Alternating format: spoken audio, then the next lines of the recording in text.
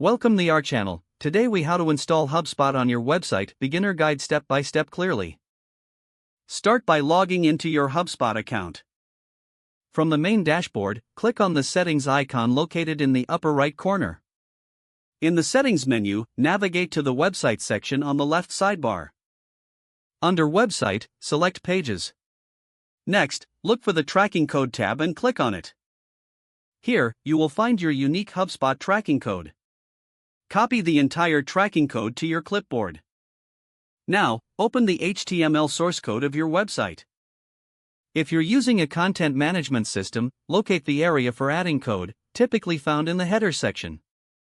Paste the HubSpot tracking code just before the closing /head tag. If you have a WordPress website, you can use a plugin to add the tracking code easily. After adding the code, save your changes. Next, go back to your HubSpot account and navigate to the Forms section. Select or create a new form that you would like to implement on your website. Once your form is ready, click on the Embed option. Copy the provided embed code for the form. Return to your website's HTML code where you want the form displayed. Paste the form embed code in the desired location on your page. Save your changes again. To verify that the installation was successful, return to your HubSpot dashboard.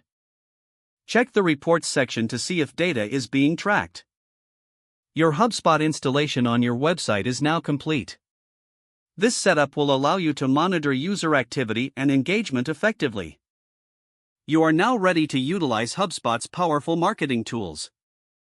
If the page does not load, refresh the browser or try again in a private or incognito window. Make sure you are using the correct email address, then retype it carefully to avoid small typos. If your password is not accepted, use the reset option and create a new strong password you can remember. Check your spam folder for verification or security emails, then complete any requested confirmation steps.